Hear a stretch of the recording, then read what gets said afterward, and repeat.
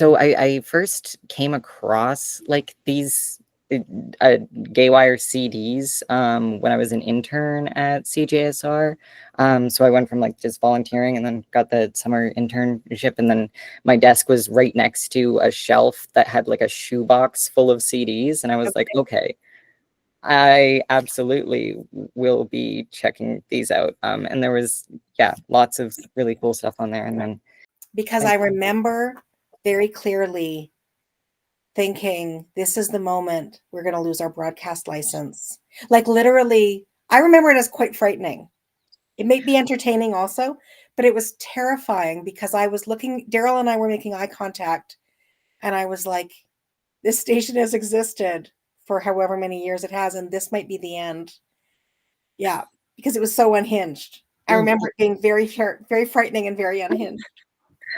Yeah, no, that's absolutely like from an interviewer perspective, there aren't many things that make me like actually like gasp, but there was one moment where I actually like my hand went over my mouth because I was if I was an interviewer in that position and someone like full name and promising sex for money. Right, he did that, for right? the radio station. Yes, for it was like $1,000 and promising a blowjob. See, I remembered that, and it was like, yeah, and of course it's also FunDrive, so Yep. you're also paying attention to what the calls are, and there's other volunteer, like there's so much going And on. you were having a tea party as well. Sorry? You were having a tea party as well. We were having a tea party, right. Yeah. Yes. I thought I remembered that he had offered sex acts. There was also a thing where the word toque, one of the FunDrive products was a toque, and he was turning that into toke. Yes. And talking about toking, I believe. Yeah. Yeah, it was an alarming. Yeah, it was. I think the phrase was CJSR is offering you a toke for money, and that was the line, and I was like, oh my goodness, this is live. It was an alarming night, and it was also a big deal, like Dan, Savage Love ran in the back of the weekly paper for years and years and years. Here it was C and then View. I think that was the order. There were two competing weekly papers, C and View, for a long time, and then one of them triumphed or continued to limp along. And so that was a really famous, very visible queer entity with a sex advice column, right? That would be in the weekly free paper everybody read. So it was a score for us to have him, and it was upsetting, not upsetting, but terrifying. And yeah, it was. I mean, it was a great interview that touched on like some really important things, like the sex, like just sex education in general, and how we speak about it, how we speak about it professionally versus personally and whatnot. I wasn't able to listen to it. The clips that you sent through, I don't have the right software. So okay, yeah, I will. I will be able to edit it, and I'll send you that. But basically, you talked about the column, and recently, C Magazine had been advised to shrink wrap their editions to protect children from smut because of Dan Savage's column. Okay. And that was why you were hosting a tea party, because it was such an affront to this respectable man. Right. Right. Okay. Yeah. That makes sense. Yeah. Yes. Yeah, and then just talking about how he started off using the word like using slurs and not using, then changing it, and then also because his column, the letters used to say "Hey faggot." Yeah. Yes, and then at some point they became "Dear Dan" or "Hi Dan" or something like that. Yeah, I've forgotten about that. Did we talk about his books? Was it after his books were out? Yes. Yes, there was a signed copy being offered that said shit in it because he was very happy that he could learn that you can say shit on Canadian radio in context, but then he took that very liberally. Yeah, I know he those thought of a rules. lot of new contexts for the word shit on Canadian radio. Yeah. Yeah, and then once he found out that blowjob was allowed, then that everything. I do think that it is important to remember that even if it feels like we're doing everything for the first time sometimes, but it's the same themes, just different tools and different contexts and different times and the ways that changes. But it's ultimately we're working towards the same thing. Yeah, and I guess I also, this might not be important to the article, but I think because it's called GayWire, because it started before the word queer was in common usage, I want people to know that GayWire was always a mixed hosted and mixed audience and guest program, that it was always trans inclusive, that it always tried to present a diversity of the community. I wouldn't want people to ever hear the title and assume that that was a turfy space or a non-trans inclusive space. I think it's really important for people to know that was always part of at least during the time that I was there, a really clear part of the intent of GayWire. Yes, I appreciate you saying that, and I can attest to how it was during my time, and at one point the entire team was trans. So yeah, thank you so much for speaking with me and talking about this interview with Dan Savage and going all over the place thematically, but also it is thematically in line with things that were touched on in the Dan Savage interview. So technically this is like a radio safe version. If once edited, it'll be a radio safe. Will it have the beeps? I cannot stand the beeps. Okay. So I like do a little quack. Sound drop. Oh, Yeah. quack. Love a quack. Yeah.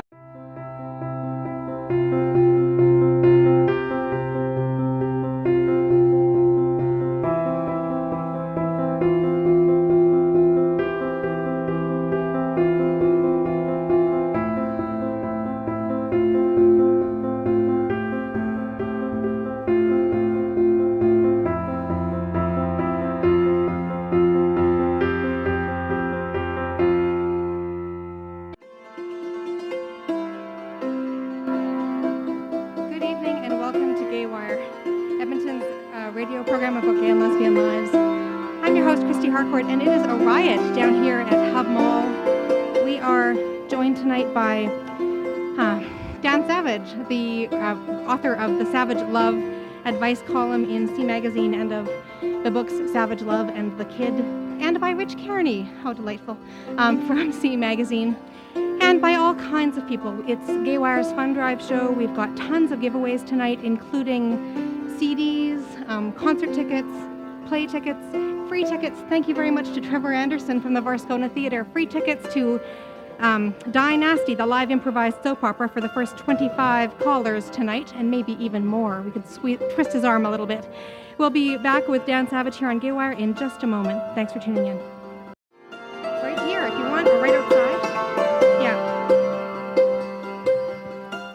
GayWire on FM 88. I'm your host, Kristy Harcourt, and it is just crazy here. We are broadcasting live from Hub Mall, the south end of Hub Mall on the U of A campus. We are joined by Dan Savage, the author from Seattle. Welcome to GayWire. Hey, thanks for having me. So lovely to see you. It's so lovely to be here at this tea party you're having for me. We're having a tea party. What we thought was, you see, Dan has a new book. It's about his and his partner Terry's adoption of their son, DJ. And he wrote about his precious little son in his column a couple of weeks ago, specifically about their decision not to have their son circumcised. The Alberta Report got very interested. And the Alberta Report is some psycho-Christian newspaper? It's a right-wing political analysis, yes.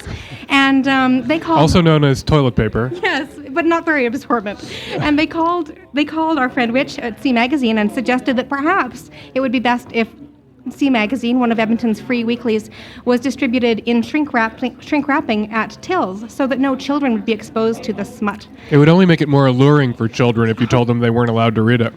And I just thought, this Dan, I've read his books. He seems like such a nice, polite fellow. I'm sure he's so offended by this nasty, presumption that somehow he's a smuthead. And so we thought that we would just, greet him the way he deserves to be greeted here in Edmonton. Like the Queen. It's like the Queen dropped by for tea. So we're having There's a plate of party. cookies, some donut holes, proper china, like a cup and saucer. And if you're listening out there in Hub Mall, come in. We have lots of teacups. So come in and have some tea. Have tea with Dan and I and Rich. We would love for you to join us. Of course, and all of you out there listening have to listen to me chew. Chew delicious cookies. Excellent. All of the details. More details And than you slurp. might want. It's the FunDrive here at... Earl Grey, my favorite. I'll turn down your mic, Dan. It's our FunDrive here at CJSR, and GayWire, as you probably know, is one of two weekly hours in this province dedicated to gay and lesbian lives. The only one in the Edmonton area. CJSW, our sister station in Calgary, also has such a program.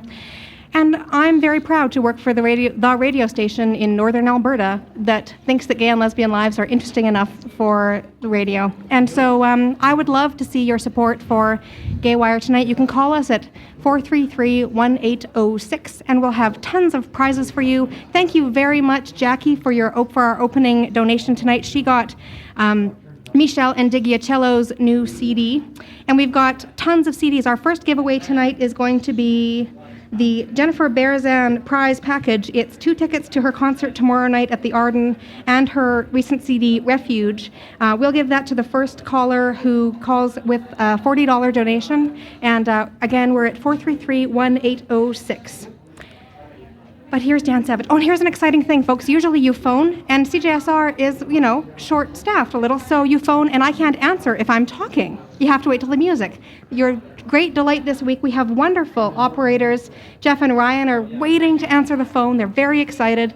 So dial in at 433-1806, and they will take your calls, and you will get to hear my talking to Dan Savage instead of my pitching. So, Dan, give this woman some money, goddammit. Let's talk first about the column, what probably most Edmonton readers are familiar with. Your column, Savage Love, runs in newspapers all around the world, all over North America, in 10 cities, we think. No, it's in 40 cities, actually. Oh, 10 in Canada, 30 10 in the Canada, States. or 8 or 10 in Canada. I don't remember. A lot. I have somebody now. It's in so many cities. I have an assistant now who worries about how many cities it's in and takes care of syndication. Wonderful. Because I'm an idiot, actually, and if I had to take care of it, I wouldn't be in any cities. Describe Savage Love for readers who may not have come across your column. It's really an etiquette column in a lot of ways. It is an etiquette column. It's all about how to get laid. People in sex education learn about reproduction. They learn about biology.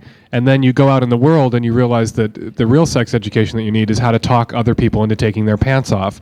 That's the hard part. And I'm there to help. And some people are freaked out by the column because I write about sex using the language and with the attitude that people use when they talk about sex with their friends. When you go to your friends for sex advice, they don't discuss the penis and the vagina and the fallopian tubes and proper social intercourse. They use all the dirty words and they laugh and they make fun of you, but they also give you some advice too. And that's what I try to do in my advice column. And that freaks some people out. They think I'm too mean or they think I'm too crude, but I'm just trying to be everybody's good friend. I was talking to a friend of mine about this interview, and he's a man who I think of as very proper. And he said, yes, sometimes the letters are upsetting, but I usually agree with his advice. And I just thought that really sums it up. That's what my mother says about the column. You did say in an interview with Rich at C Magazine that sometimes you want to boil your mail. And before I read it, which is difficult now that I get a lot of mail via email. You can't just drop the laptop in the boiling water. A little virus check. Which I would like to very much. People are now sending me attached photographs. So not only do I continue to get letters from people who who eat feces, now they feel compelled to enclose a photo in case I doubt them. Look, here I am eating feces. Oh, super. Do people think you're a doctor? Do you get sort of like, does this rash look dangerous kind of Yes, advice? not pictures yet, because most people don't have scanners or electronic cameras. I think as more people get digital cameras, I'll get more of those pictures. But I get questions all the time that are like, I have this sore, and I like have to put it in the column and go, then you need to go see a doctor. I'm just an idiot, actually, who cracks jokes at your expense. I can't diagnose or prescribe ointments and creams, you know? Now, the first question, what I did was we let people know that you were coming in, and we offered them the chance to send questions your way. And the first question I got was, what's up with the hey faggot thing? In your book, the columns are addressed to hey faggot, and then you reply, hey, whatever you make up. Right. That was for the first, when I started the column in 1991, it was sort of the height of Queer Nation and ACT UP and all that sort of like loud, mad fag stuff. And there was this whole debate roaring in the gay community about reclaiming hate words, about if we use faggot, dyke, queer, sissy, then they're not hate words anymore. And the end result of that has to be letting straight people then use them. Because if we use them and we don't let straight people use them, then nothing's changed. They're still hate words. There's still that taboo. So when I started writing the column, I had people address me as hey faggot. I made that my salutation in sort of joking reference to this roaring debate. Well, 8 years later, that roaring debate wasn't roaring so much anymore, and it felt weird to begin every letter in every column, with this joke about something that was over. So I just decided to drop the salutation. I don't think the column's any less crude than it used to be, though some people think I was selling out by dropping the salutation. I was just tired of the joke, actually. And there's no paper that ever picked me up that... I had to talk papers into dropping the salutation, actually, not the other way around. So does the salutation not run in any papers? Not now? run in any papers anymore. Okay. One of the things that I was really impressed with, especially in the book, when you get to read sort of a mass of letters in Savage Love. If you buy the Savage Love book, what you have to remember is the columns are written to be read like 1,200 words at a time. Basically, your average crap. That's like how long it should take. It's a little bathroom book. You put it on the toilet, read 1,200 words at a time, one crap, 3-4 letters, put it down. Don't read it all at once. It's like eating like the whole bag of Oreos. You will get sick. One of the things I'm really impressed with is the how that happened phenomenon. That's one of my favorite things, because you just don't take any shit. I mean, you want people Can to you be say honest. shit on the radio in Canada? You can. Oh my God. As long as it's in the context of, we just said bathroom, so it's all, it's all related. It's all contextual. So I can say, in my butt there is shit. Shit comes out of my butt and drops in the toilet, and then I flush the shit away. I can say that? You sure can, yeah. Because that's all in context. It's all contextual here. Okay. Yeah. The CRTC. I bet every American who comes up here and gets on the radio wants to like swear, because we're all so conscious of it down there that we can't do it. Anyway, go ahead. We don't tell everybody, Dan, you're special. Oh, shit. I'm so happy. Now he's going to go to the CBC in his next city, and they're all going to have seizures. Yeah, really. Okay, so how'd that happen? People have a tendency to write about their sex lives, and maybe to think about sex in a totally passive way, voice. Right? Like things happen in their People will life. say, I was in my house, and then I was in the tub, and suddenly I was urinating on myself, as if they didn't make the decision to urinate on themselves. Right. Aliens came. My bladder seized control of my cerebral cortex and ordered me to urinate on myself. And it's just, people are afraid to like own their turn-ons. So even if somebody has like a question about something they did, they'll construct this elaborate scenario whereby this thing happened to them. It was imposed on them rather than they went out and sought it out. People wake up and find themselves in their wives' panties.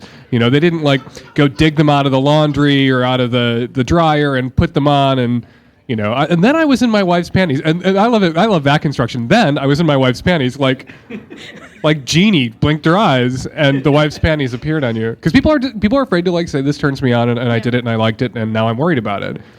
They want to exonerate themselves.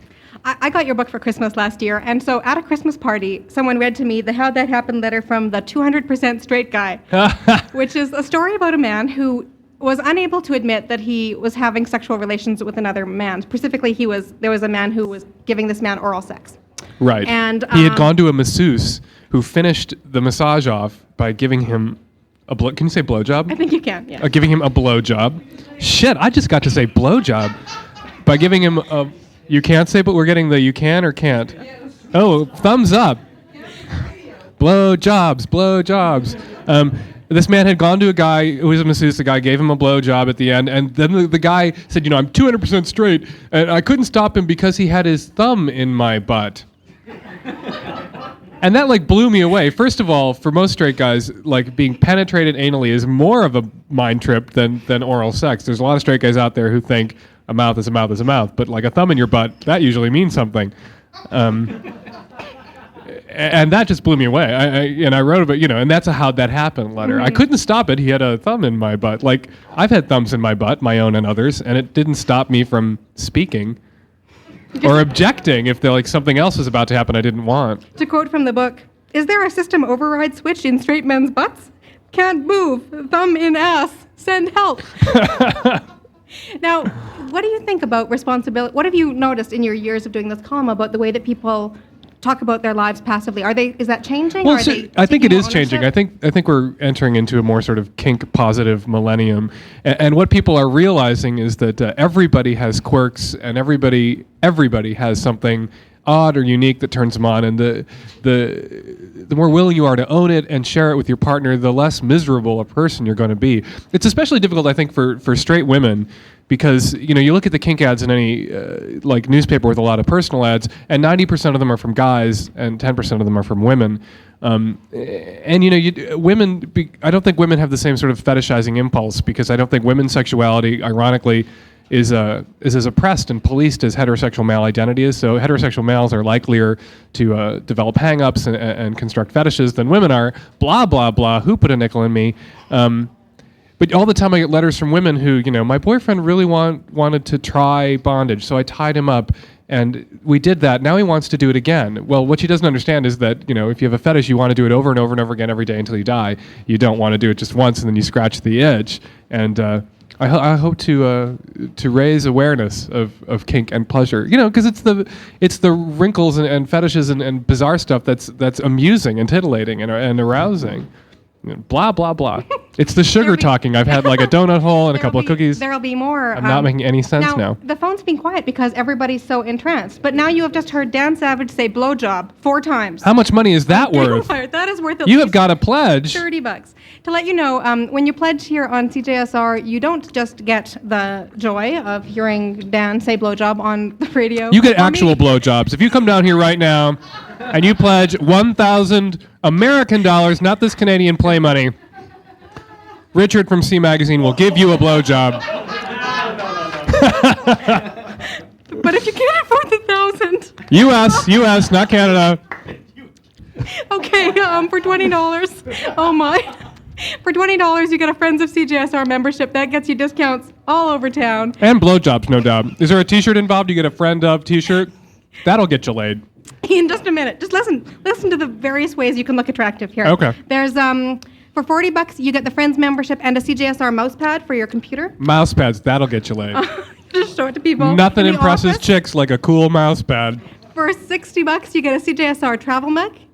For $80, you get a CJSR toque. What's a toque? Right there. It's a nice warm winter hat that you wear when you live in a snowbound land like we do. And for $100, you get the CJSR Star T-shirt. Now that's going to be fetching. And everything else. And everything else. Including the blowjob from Richard from C Magazine. No, that's for $1,000 US. Travel mug, mouse pad, Friends membership. For $200, you get a CJSR hooded sweatshirt, a hoodie. And if you want to win some stuff, call in. We set a $40 donation for that Jennifer Barazan package. For $30, you get this CD. There was a wonderful movie played at the Garneau last year called Little Voice.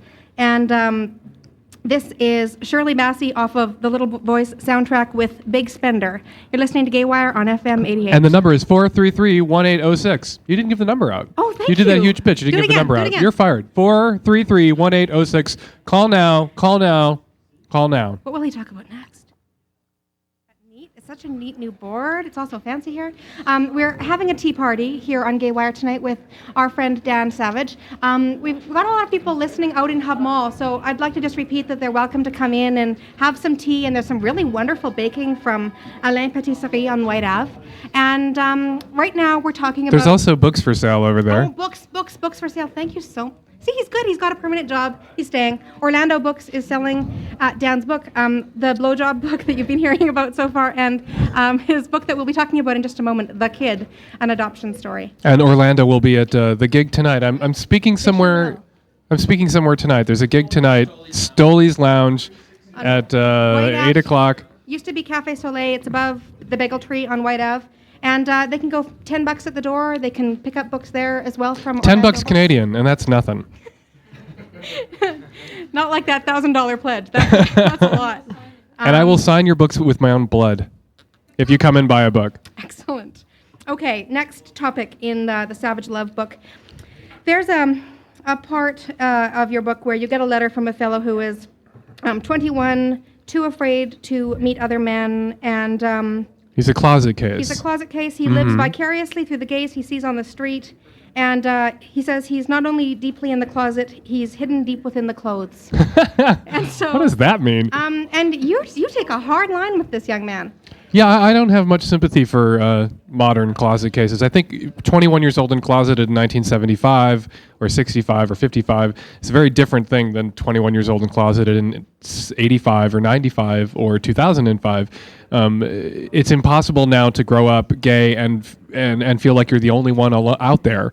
It's also impossible to grow up gay and ignorant that it is possible to be out and have a fully integrated, wonderful, fulfilling life. So people now who are gay and miserable and closeted, they're choosing to be gay and miserable and closeted.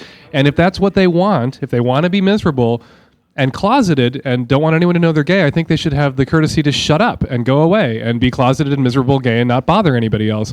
But I just can't be this like sympathy Pez dispenser anymore for closet cases. I have no sympathy. It's like watching somebody hit himself on the head with a hammer. You know, the first time you might want to go, oh, stop. The 400th time you're like, that's very nice. Now just go away if you're going to hit yourself on the head with a hammer. Do you still There's far too much coddling in like gay community circles of closet gays. Oh, they'll come out at their own pace and their own time. It's a decision everyone has to make, and it's very personal. And that's just a bunch of crap. You know, if you're 25 and you're living in a city of more than 25,000 people and you're still closeted, you're just a chicken shit. There's no other thing going on. You're scared of mom, or you're scared of God, or you're scared of what the neighbors will think, or you're scared of something, but get away from me. It's boring. It was interesting in 1969. It's boring now. Do you still get letters from people who think that they're the only gay person? No. Who could possibly think that? You just have to turn on cable for like a half an hour. You'll find 400 other gay people. Watch, you can't turn on television. Are there any straight sitcom characters left? Interesting. There's that guy on Will and Grace. The straight guy? He's straight. Yeah. He's really straight. That straight guy on Will and Grace. We've all seen him. Yeah. There is, but even shows without gay characters, there's plenty to, like Seventh Heaven. I found reasons to appreciate Seventh Heaven. Facts of Life.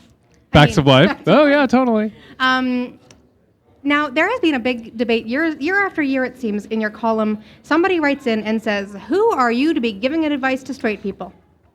Answer that question for me. Dan, who are you to be giving advice to straight people? I'm not someone to be giving advice to absolutely anybody, actually. I have no qualifications, but you don't need them to give advice, because when you look up advice in the dictionary, it says opinion about what could or should be done. It doesn't say bullcrap carved on tablets on top of Mount Sinai. The only qualification you need to give somebody your opinion is that they asked for it. So if somebody asks for my opinion, I have every right to give it. So if a straight person sends me a letter, they obviously want my opinion, and that's all the qualification I need to give advice to a straight person.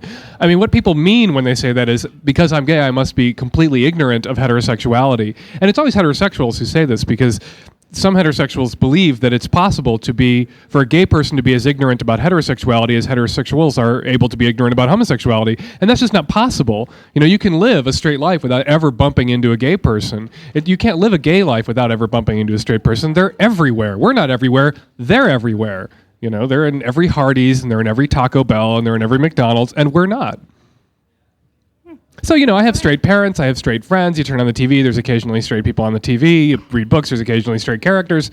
And you develop an opinion. And, you go to an advice column for the opinion of a disinterested third party.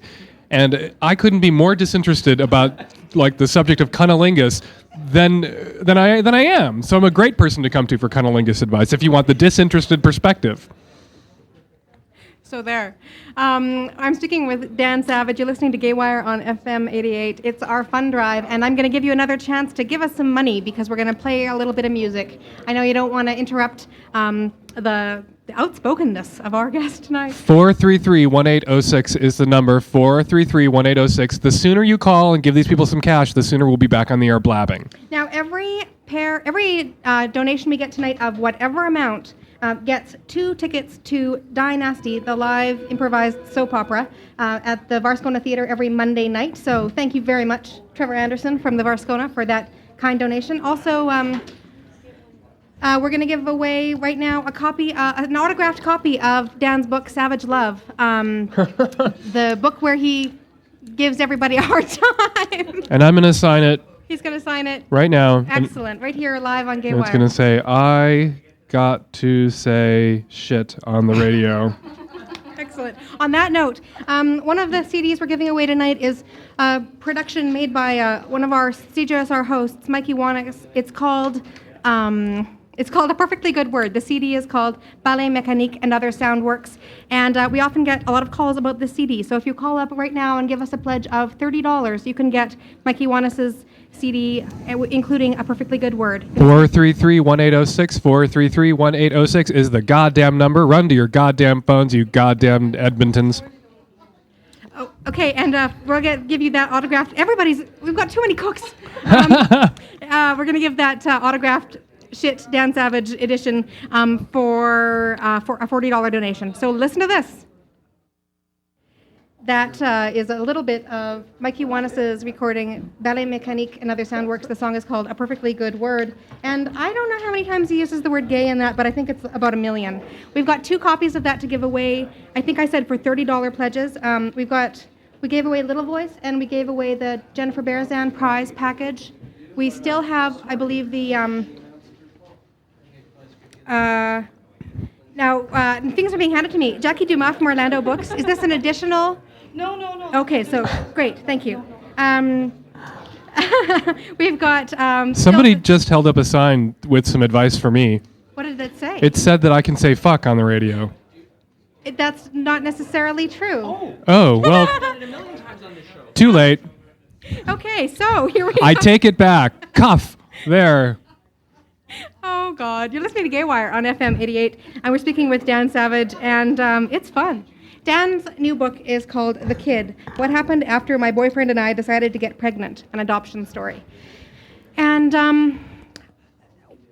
so Dan, you're well known for writing a sex advice column that's read all over North America, and now you're writing a book about having a baby. Being a parent. Having my baby, what a wonderful way to say how much you love me. So tell me a little bit about the parenthood process? To be parent and adoption. How about that? It's weird when a straight person has a kid, they're never asked why they're having kids. It's when straight people don't have kids that they have to answer the question why. My brother Billy doesn't want to have kids, and he's constantly having to explain to my mother why that is. So when people ask me why, I'm not sure what to say when they ask me why did you want to have kids. It's not a question you hear asked very often, so it's not an answer you hear given very often. So there's not like a lot of answers I've heard floating around that I can pick one. We wanted to have kids, my boyfriend and I, for the same reason anybody else wants to have kids. We wanted to have a family. We wanted to have a decent hobby. I'm allergic to dogs, so we couldn't have dogs like other gay couples. All the crappy, syrupy, sentimental reasons why anyone had kids, we had kids. Unlike some straight couples, though, one of the primary reasons a lot of straight couples have kids is that they got pregnant by accident. Now that didn't happen to us. It's not possible to get drunk and adopt one night. That'd be great though, because it'd be so much cheaper. It would be a lot cheaper. I mean, we could get drunk and go break into a daycare center and run off with a kid, but then we get caught. Now, what you did, though, is you went through an open adoption. Can you explain a little bit about how that is different from what we may know of adoptions? Well, when you say adoption, what people picture is what I now call a closed adoption, or what people call a closed adoption, where somebody gives their child up for adoption, a social worker takes the baby from them and then gives it to some strangers. All the records are sealed. the woman who had the baby grows up or, never knows where the baby went or who's got the baby or if the baby's been well cared for. The adoptive couple never knows who the birth parents were. The kid grows up wondering who his biological parents and family are. And it's all about lies and mystery. And in an open adoption, the birth mother chooses the family that the child is placed with. And there's some agreed to amount of contact between the adoptive family and the birth family, depending on what the adoptive parents want and what the birth mother wants. The birth mother wants a lot of contact. She's not going to be paired, obviously, with an adoptive couple who wants just a minimal amount of contact. And it's much healthier. There are no lies. There are no secrets. The kid doesn't grow up wondering where the biological parents are, and the adoptive parents don't have to wonder about or worry about the day the kid decides he wants to find his biological family. It's just there's just no lies. And it's much healthier for the kid, and that's how it should be. That's as it should be. Now, when you entered into the system of adopting your son, DJ, or before you knew that was who it was going to be, one of the things that I was really interested in the book is that it's about adoption, but it's also about looking at a homophobic culture through the process of adoption. Through the prism of what is really the ultimate heterosexual privilege, which is making babies. When you think about it, having children is the magic that people point to justify heterosupremacism and justify homophobia. Heterosexual sex makes a baby. You can make a miracle. You can create life. Homosexual sex just makes a mess.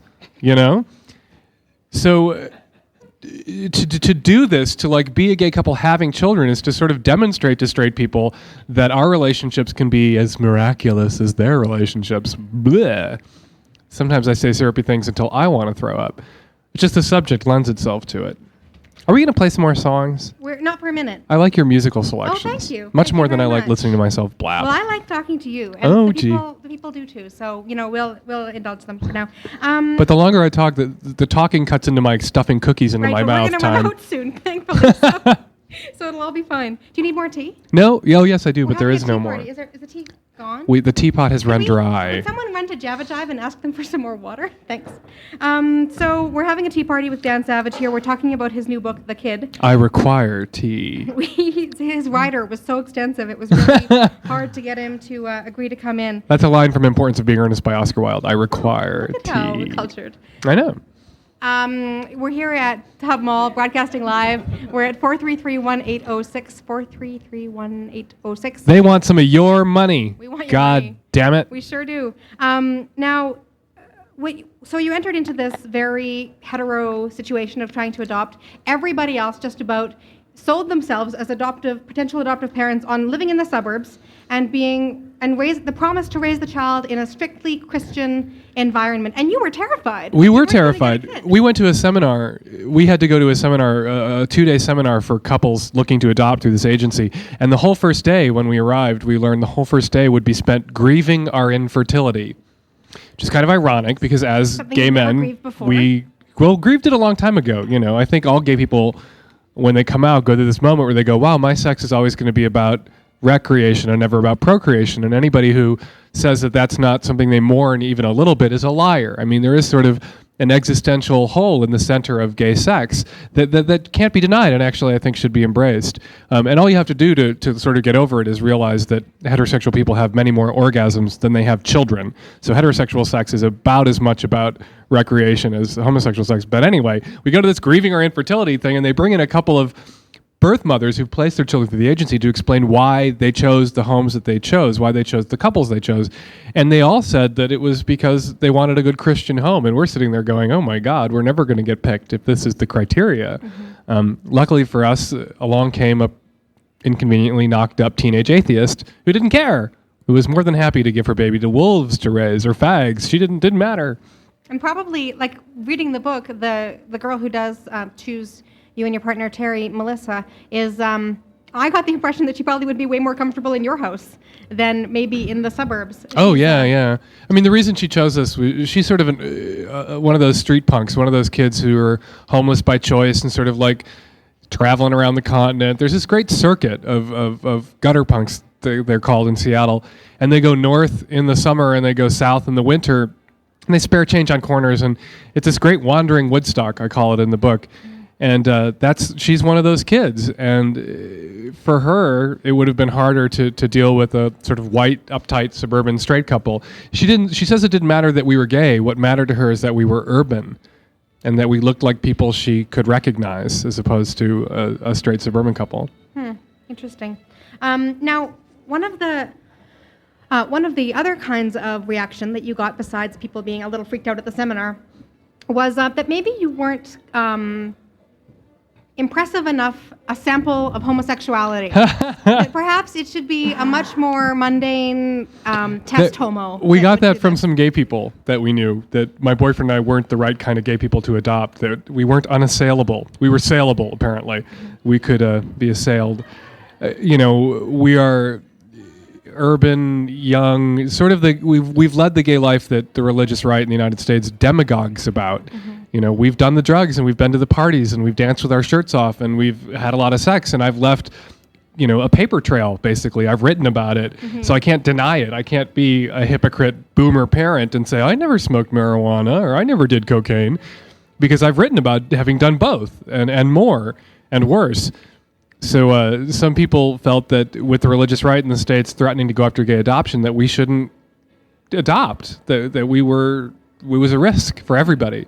But I don't believe that. I mean, we are fighting for the freedom to be as dangerous and lame and everything that straight people are. It's not, we're not fighting for the freedom to be better than or safer than or more cuddly than or less threatening than. And there are lots of straight people who've had the identical experiences to the ones I've had, who've had kids and no one questions it. So I don't think it should be questioned in our case either. One of the things you talk about is kids who you talk about as damaged goods kids. And I think it's been a really interesting phenomenon with the rise of the AIDS crisis in America. I seem to read about more. There seem to be states, especially New York, that are willing to place kids with gay couples as long as the kids have AIDS. Have or HIV. As long as the kids are sick and so it's like, in a lot of cases, not only dishonoring the gay men, it's dishonoring the kids by saying, well, we wouldn't place other kids with this couple, but we'll place you with this couple. Right. Well, very often gay couples are willing to take children that straight couples are not. Whether the child has drug or alcohol exposure, a physical impairment, is an older child from foster care, and kids in foster care are in foster care because their heterosexual parents abused and neglected them and they were taken away, or often have HIV. And I call these... sensitive soul that I am, I call these adoptions damaged goods adoptions in my book, which is really what they are. And the attitude seems to be that since gay men are damaged goods, we should settle for, rather than acknowledging that this is, a person who's willing to adopt a hard to place is what they're called, not damaged goods. Hard to place is the agency's term. Hard to place kids, they're actually, saints. The people who are willing to do these adoptions. And they deserve all sorts of credit. But my boyfriend and I we acknowledged that we were going to be as selfish as most straight couples and go after a healthy infant. We were okay with drug and alcohol exposure. We were okay with mixed race. That's a whole other issue in adoption that's super creepy that I don't really address in the book. You get these forms you have to fill out where you sort of get to tick off, like, yeah, clubfoot, we can deal with that. So yes, we'll take a clubfoot. Cleft palate, okay, yeah, we'll take cleft palate. Alcohol exposure in utero, okay, no, this is not too severe. And you go through this list of impairments and deformities, and then you get to mixed race at the bottom of the form, which seems, it's horrifying. This is on this list of Down syndrome and mixed race are like right next to each other. And the reason that they're there is that mixed race babies are very hard to place, as hard to place as children with Down syndrome, because white couples don't want mixed race babies, and Asian couples don't want mixed race babies, and black couples don't want mixed race babies. Nobody wants them, because so many people in adoption, even in open adoptions very often, want to pass the kid off from time to time as their biological child, and you can't do that if you're a black couple with a half Asian child, or you're a white couple with a half African American child. You know what I mean? Mm-hmm. And that was creepy and blah, blah, blah. Who put a nickel in me? This is what you get for filling me full of sugar before you put me on the radio. It's fantastic. we're going to let you head off soon. You've got a gig tonight at Stolly's, which is a new bar. It used to be Cafe Soleil, and it's up above the Bagel Tree on White Avenue and 103rd and 3/4 Street. And but first of all, before I let you run off, I'm going to make Rich Kearney from C Magazine Give a blowjob. plug, and then I'll come right back. Nobody called with the $1,000 pledge. No one called with the $1,000 pledge? You're off the hook, Rich Kearney from C Amen to Magazine. that. Hi, how are you? I'm well, Kristy. Good. How are It's you? great to have you in here. It's nice to be here. Now, one of the things we've been talking about tonight is the fact that C Magazine's readers voted CJSR their #1 radio station this year. Why do you think that is? Oh, because it's like every time you turn on the radio to CJSR, it's a surprise. It's a present under the tree. You never know what's there, and it's usually great. What are some of the shows you like to listen to on CJSR? I love to listen to your show. No, that's not what I mean. What else? I You mean, know what? The obviously, Moose but what Brothers else? have the best morning show in town. They did so well this FunDrive. It was just fantastic. Gabino's pretty awesome as well. And Eli. And Eli, everybody here's so good. Thank you so much for coming down tonight, and thanks to C Magazine for helping us have Dan on the radio. It's just great. We are going to let Dan go after just a moment, but first of all, what's the number, Dan? The number here is 433-1806. That's 433-1806. Call now. Give them some money. A $20 pledge gets you a Friends of CJSR membership card. $40 gets you one of those chick-slaying CJSR mouse pads. $60 gets you a CJSR travel mug and stun gun. $80 gets you a CJSR toque. Toque, who knows? Yeah.